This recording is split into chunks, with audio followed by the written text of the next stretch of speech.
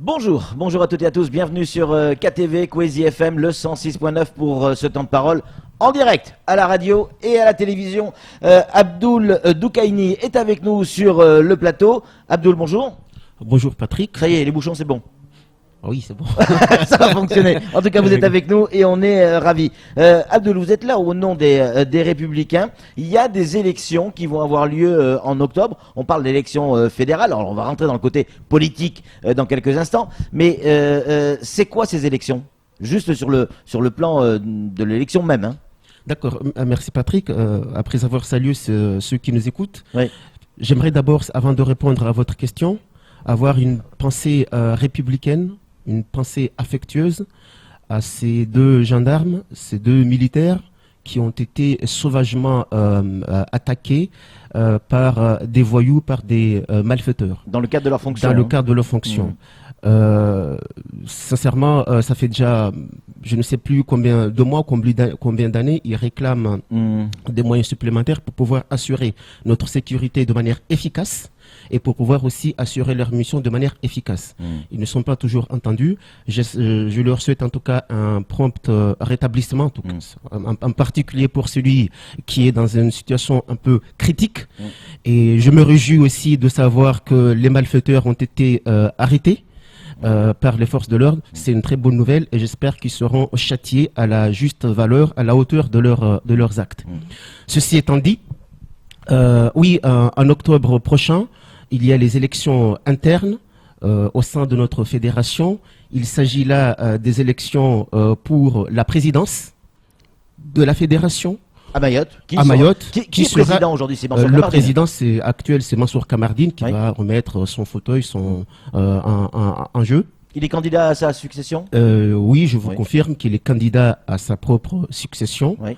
Ne me demandez pas si je le soutiens, je ne sais pas, parce que moi je suis là, comment dire, neutre. Je vous le demande pas. Oui, mais j'anticipe parce que je sais que vous allez me poser cette question. Parce que moi je suis chargé d'organiser ces élections, donc je dois observer la parfaite neutralité. Donc c'est l'élection du président de la fédération. C'est aussi l'élection des deux délégués de circonscription, donc la première et la seconde, la deuxième. C'est l'élection des membres de circonscription. Et c'est également l'élection des conseillers nationaux. Donc on a 3 représentants de Mayotte qui représentent la fédération au Conseil national à Paris. Est-ce qu'actuellement, Abdoul, en dehors de Mansour Kamardine, il y a d'autres candidats à la présidence de la fédération? À ma connaissance, non. Oui. À ma connaissance, non. De toute façon, pour le moment, le bureau politique à Paris nous a dit qu'au courant juillet, nous allons avoir toutes les informations pour les conditions pour être candidat. Donc, pour le moment, ne me posez pas cette question, je ne sais pas. Juste rappeler les dates qui sont importantes. Les dates, c'est le 13 et le 14 octobre prochain. Et puis, on prévoit des tournées dans chaque commune qui vont commencer dès dimanche à Dzaoudi, aller à la rencontre des militants, des cadres, des élus locaux, enfin en tout cas nos élus locaux, pour sensibiliser, pour expliquer, pour communiquer sur ces élections parce qu'elles sont importantes, très importantes. Il s'agit là également, si vous me permettez Patrick, de sensibiliser également à l'adhésion. Parce que plus on est nombreux, plus nos voix seront entendues et plus le mouvement sera fort. Donc il s'agit là de faire penser, rappeler plutôt à nos militants qui font penser à renouveler l'adhésion et puis pour celles et ceux qui souhaitent adhérer, penser à adhérer. Abdoul, on est mi-2018, là il va y avoir les vacances, ça y est, on va arriver très vite à la fin de l'année. Au 1er janvier 2019, on sera déjà en campagne pour les municipales, en tout cas pour certains candidats. Est-ce que derrière ces élections, il y a déjà la préparation des municipales, clairement? Naturellement, je ne vais pas vous le cacher parce que les élections municipales c'est en 2020, il nous reste pratiquement un an et demi, même pas, moins. Donc si on les prépare pas aujourd'hui, je me demande quand est-ce qu'on va pouvoir les préparer. Mais avant les élections municipales, je rappelle qu'il y a les élections européennes en 2019, mais semble-t-il que ce sera en mai. le 25 ou le 24, le 25 mai, je pense. Et là aussi, il faudra aussi qu'on soit en ordre de bataille pour préparer ces élections. Elles sont quand même importantes. Je rappelle que Mayotte est RUP, région ultra-périphérique depuis 2014, janvier 2014. Donc, ce sont des élections quand même qui ont d'avoir une importance vraiment particulière pour Mayotte. L'on connaît les enjeux de Mayotte, les défis que nous devons relever. Donc, l'Europe doit être présente à Mayotte, l'Europe est présente, mais nous devons également être en mesure de dire que nous avons besoin de l'Europe pour nous développer. Avec un changement de scrutin pour l'Europe, normalement, un scrutin national de liste. Vous avez tout à fait raison de le rappeler. Avant, il y avait 8 circonscriptions sur tout le territoire national. Maintenant, c'est une seule circonscription. C'est tout le pays qui forme une circonscription. Donc, chaque formation politique présentera une liste. Là aussi, il faudra aussi s'interroger, nous en tout cas ici au niveau local, sur notre position sur cette liste qui va être présentée par notre positionnement plutôt qui va être présenté par notre formation politique à Paris. Là aussi sont des débats qu'on connaît, des tractations, des discussions, et puis au moment où il faudra déposer cette liste, on reviendra ici pour vous dire c'est quoi la position positionnement de nos candidats ici et localement. Samuel Bocher, le rédacteur en chef de France Mayotte Matin, a une question à vous poser, Abdoul. Oui, je reviens sur les européennes, parce que c'est super important. Il n'y a plus qu'une circonscription, c'est la France et les territoires ultramarins. C'est-à-dire que on va voter, par exemple, si on veut voter pour les Républicains, il est important que votre voix, vous en tant qu'adhérent, c'est de choisir les bonnes personnes qui vont représenter l'outre-mer, parce que sinon on risque d'avoir un fantoche qui ne connaîtra pas Mayotte et qui ne défendra pas les intérêts de Mayotte. C'est bien ça l'enjeu. C'est bien ça l'enjeu. Je ne vous cache pas qu'actuellement déjà on commence à réfléchir sur le profil du candidat, parce que c'est quand même le candidat qui va représenter non seulement Mayotte, mais aussi également la France, mais l'Europe de manière générale. Donc il faut que ce soit un bon profil, quelqu'un qui comprend les enjeux, quelqu'un qui sera en mesure de les expliquer, quelqu'un qui sera convaincant et qui aura aussi une voix qui porte, une voix qui est audible, qui saura en tout cas défendre Mayotte au niveau international, donc en Europe. Et là, nous sommes en train de réfléchir pour voir comment ici à Mayotte on pourra dégager un profil qui serait quand même très intéressant pour ces élections. À Mayotte, peut-être plus à Mayotte qu'ailleurs, du reste, il y a, et on le sait, c'est un secret de polichinelle, il y a énormément de jeunes. Et chez les Républicains également. Est-ce que ces élections, fédérales ou pas, vont pouvoir voir, j'allais dire, de nouveaux visages au sein des Républicains? Vous avez été vous-même, si ma mémoire est bonne, membre des Jump, des jeunes de l'UMP, et vous étiez des dizaines et des dizaines comme ça. Est-ce que cette jeunesse des Républicains va pouvoir un jour, et est-ce que c'est le moment là, j'allais dire, éclore réellement? Alors, moi je suis de ceux qui pensent que la jeunesse n'est pas forcément une compétence. Je suis de ceux qui pensent que la jeunesse n'est pas forcément un talent. On peut être âgé, avoir un talent, peut être âgé, avoir de la compétence. Oui. Ça, c'est clair et net. En même temps, nous sommes une formation politique qui sait faire, si vous voulez, le mariage entre la jeunesse et les anciens. Et pour les profil du candidat, tout dépendra. Chaque section, chaque commune se déterminera en fonction des candidatures qui vont émerger. Mais il n'y a pas de volonté du parti d'aller vers la jeunesse. La volonté doit venir des personnes elles-mêmes, des sections elles-mêmes. Pourquoi? Parce qu'on nous a toujours reproché de dire que c'est le parti, le bureau politique qui impose les candidats. Non.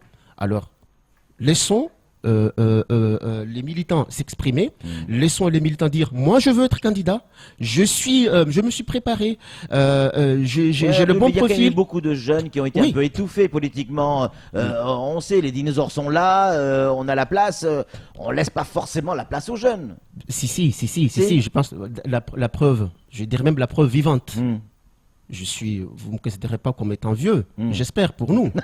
J'espère pour nous. Ouais. Et on m'a confié quand même le parti. Ouais. Je suis le patron du parti actuellement. Ouais. Je suis jeune. On aurait pu confier à une autre personne plus âgée, Ouais. plus expérimentée, Ouais. peut-être avec d'autres, avec un CV beaucoup plus approfondi, Ouais. mais on me l'a confié à moi parce qu'on considère que certes avec moi je pourrais